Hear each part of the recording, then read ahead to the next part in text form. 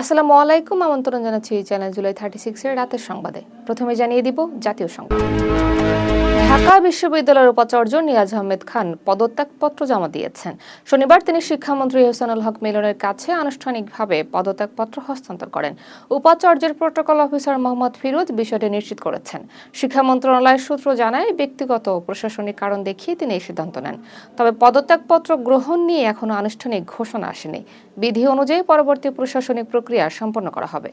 ত্রয়োদশ জাতীয় সংসদের প্রথম অধিবেশন 10 থেকে 12 মার্চের মধ্যে বসতে পারে বলে জানিয়েছেন স্বরাষ্ট্রমন্ত্রী সালাউদ্দিন আহমেদ। এই অধিবেশনে স্পিকার ও ডেপুটি স্পিকার নির্বাচন হবে। সংবিধান অনুযায়ী গেজেট প্রকাশের 30 দিনের মধ্যে অধিবেশন বসানো বাধ্যতামূলক। 12 ফেব্রুয়ারি নির্বাচন অনুষ্ঠিত হয়। 17 ফেব্রুয়ারি এমপি ও মন্ত্রিসভার সদস্যরা শপথ নেন। এখনও স্পিকার নির্বাচন হয়নি। তথ্য ও সম্প্রচার মন্ত্রী এম জহিরুদ্দিন স্বপন বলেছেন, কৃষি বাঁচলে বাংলাদেশ বাঁচবে। কৃষি কার্ডের মাধ্যমে প্রকৃত কৃষকদের সহায়তা দেওয়া হবে। এতে বীজ সার বিতরণ আরো স্বচ্ছ হবে। নিম্নমানের বীজ উৎপাদনের বড় বাধা বলে জানান তিনি। আধুনিক কৃষি যন্ত্র ব্যবহারে জোর দেন মন্ত্রী। কৃষি প্রশিক্ষণ কার্যক্রম বাড়ানো হবে। হারাগাছে এমপি আক্তার হোসেনের সফর নিয়ে বিএনপি বিক্ষোভ কর্মসূচি পালন করেছে। আগে হরতালের ঘোষণা দিলেও পরে তা প্রত্যাখ্যান করা হয়। এমপি আক্তার হোসেন ফেসবুকে নিরাপত্তা নিয়ে উদ্বেগ প্রকাশ করেন। তিনি বলেন, কোনো অপ্রীতিকর ঘটনার দায় বিএনপিকে নিতে হবে। পুলিশ পর্যাপ্ত নিরাপত্তা দেবে বলে জানিয়েছে। এলাকায় সতর্ক অবস্থায় আইনশৃঙ্খলা বাহিনী। সাবেক পররাষ্ট্র উপদেষ্টা তৌহিদ হোসেনের বিরুদ্ধে প্রতিবন্ধকতার অভিযোগ তুলেছেন রাষ্ট্রদূত মুশফিকুল ফজল আনসারি। তিনি ফেসবুক পোস্টে একাধিক ঘটনার কথা উল্লেখ করেন। জাতিসংঘ অধিবেশনে অংশগ্রহণেও বাধার অভিযোগ তোলেন। তিনি বলেন, শুরু থেকেই তাকে সমস্যায় ফেলা হয়েছে। বিষয়টি নিয়ে আলোচনা চলছে। সরকারিভাবে কোনো প্রতিক্রিয়া আসেনি। মানবতা বিরোধী অপরাধের মামলায় সালমান এফ রহমান ও আনিসুল হকের বিরুদ্ধে সাক্ষ্য গ্রহণ শুরু হয়েছে। আন্তর্জাতিক অপরাধ ট্রাইব্যুনাল 1-এ শুনানি চলছে। মামলায় মোট 28 জন সাক্ষী রয়েছে। জুলাই-আগস্ট আন্দোলন দমনের অভিযোগ আনা হয়েছে। দুজনেই বর্তমানে কারাগারে আছেন। একাধিক মামলার শুনানি একসঙ্গে চলছে। দুদকের মামলায় আওয়ামী লীগ নেতা কাজী জাফর উল্লাহকে গ্রেপ্তার দেখানোর আবেদন মঞ্জুর করেছেন আদালত। ভুয়া এফডিআর এর মাধ্যমে অর্থ আত্মসাতের অভিযোগ রয়েছে।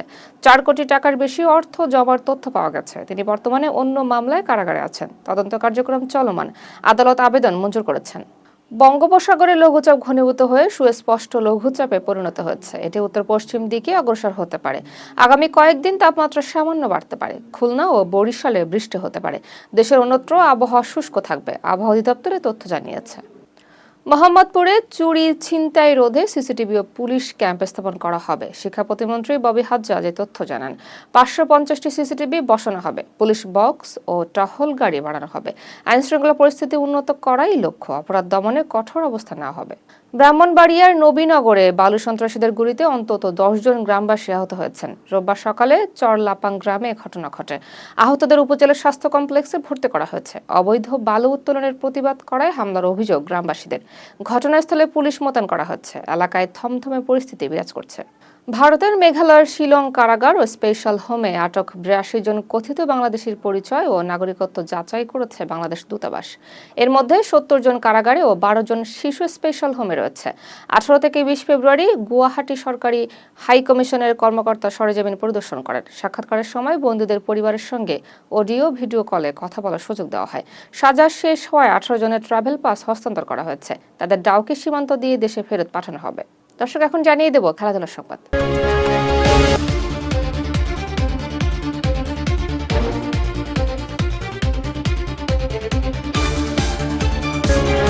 এশিয়ান আর্চারি ফেডারেশনকে 2.5 কোটি টাকা অনুদান দিয়েছে কাতার। সভাপতি কাজী রাজীব উদ্দিন চপল বিষয়টি নিশ্চিত করেন।